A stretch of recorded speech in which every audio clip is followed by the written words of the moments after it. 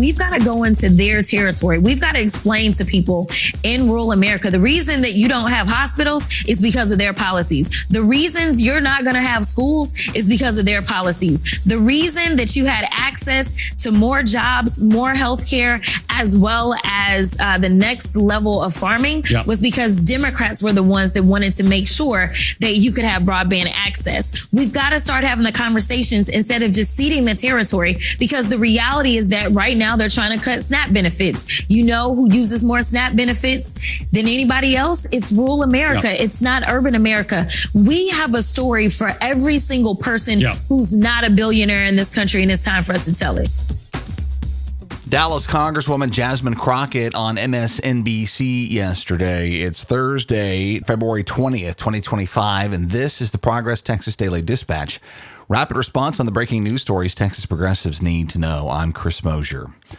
Ben Blanchett at the Huffington Post covers comments from Congresswoman Crockett warning Trump voters in red states that the find out phase that follows their election win is approaching, noting that red states frequently take in more federal money than they pay out. Crockett says, quote, I can go through pretty much the entire South and tell you that they're broke and they rely on a lot of welfare from the government. To be perfectly honest, it is tax dollars from those big blue states like New York. Yeah, they send a lot of money into Texas and then broke states end up benefiting from it, unquote. Those states at the current rate of federal cost cutting at the hands of Elon Musk and crew are very unlikely to see that help continue unabated. While Jasmine Crockett's doing all she can to light a fire under Democrats, Republican members of the U.S. Congress representing Texas, as far as I can tell, are perfectly good to kick back as Donald Trump apparently prepares to abandon not only Ukraine, but perhaps also NATO, potentially upending the world order that's existed with the USA in full leadership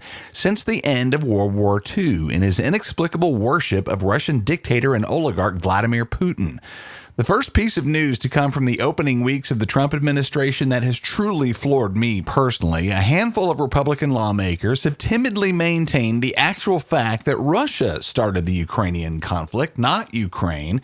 But that's as close as any of them have come to actually denouncing this potentially historic and disastrous swing in American foreign policy. Senator John Cornyn dodged reporters when asked about it, saying, quote, I try not to read people's minds, unquote, whatever that means. Senator Ted Cruz is busy making fun of trans kids and interpretive dancers over on his socials. Congressman Dan Crenshaw has those dancers too, but is talking about the European situation, but only to say that Europe needs to defend itself. Congressman Michael McCall, upon a cursory review, is the only Texas member of the GOP delegation I can find actually recalling and celebrating America's role in World War II and recognizing Putin for who he is, tweeting, quote, Vladimir Putin is a thug and a bully, and he cannot be trusted. He's broken his word time and time again, including with the Budapest agreements, in which Ukraine gave up its nuclear weapons in return for Putin's promise he would not invade, unquote. But McCall as well is generally talking in transactional terms about NATO, not in terms of long-standing alliances based on common goals and values. In short, should Trump pull America away from our European allies in an attempt to suck up to expansionist dictators, the Congress does not appear to be primed to intervene. Trump and puppet master Elon Musk have weighed in on another Republican matter that appears to be all but a done deal: private school vouchers in Texas. Jasper Shearer and James Barragan at the Texas Tribune say Trump has taken to his socials to praise Republicans in the Texas Senate for fast-tracking their voucher bill while warning those in the House that he, quote, will be watching them closely, unquote. Here's a guy who knows how to strong-arm his supplicants. Musk, meanwhile, name-dropped Texas House Speaker Dustin Burrows in a tweet last week, urging the chamber to pass what he and they like to call school choice. Texas House Dems are holding out hope for continued resistance to the fleecing of Texas public school funds on behalf of our wealthiest families. Austin Representative James Tallarico points out that, quote, when they're pulling out the big guns and they're pulling out Donald Trump and Elon Musk, that to me is not a sign that they feel good about where they're at. It's a sign that they need to shore up their vulnerability, unquote, and we shall see.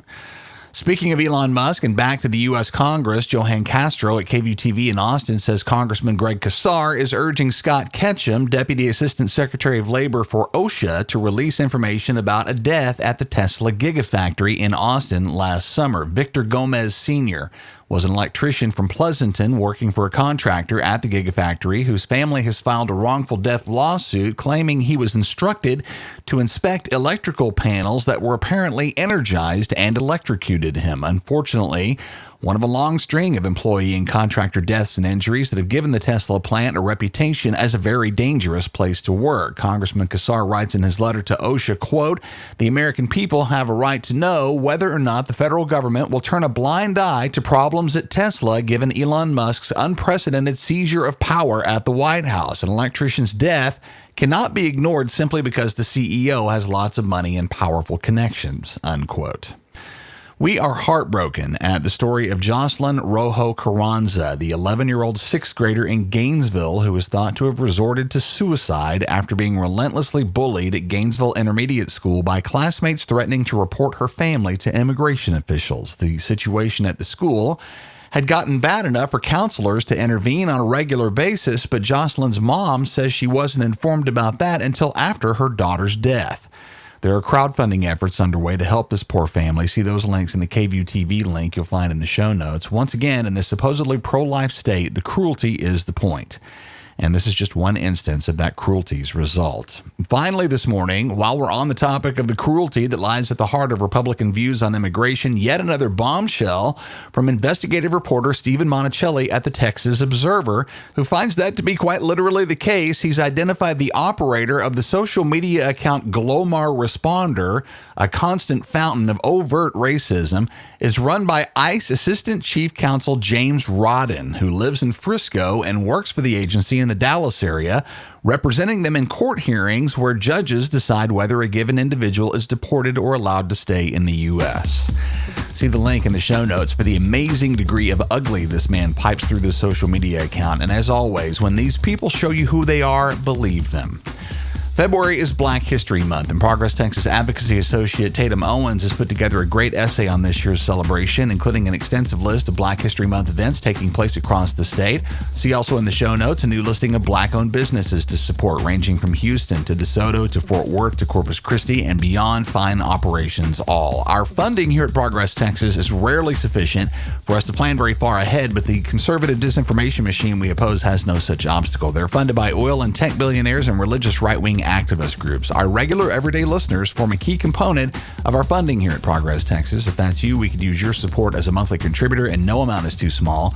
Go to progresstexas.org/donate. Thanks so much to Nicole Ramirez, Pam Bingham, and Lila McCall, all three of whom are on the team. We appreciate all of y'all. That's the Progress Texas Daily Dispatch for this Thursday, February 20th, 2025. Links to all these original stories can be found in our show notes. Progress Texas is a nonprofit rapid response media organization promoting progressive messages and actions. While campaigns come and go, we're the permanent home for progressive media and action in the Lone Star State. I'm Chris Mosier. Thanks for listening. Have a great day. Stay warm out there, and we'll see you again tomorrow morning.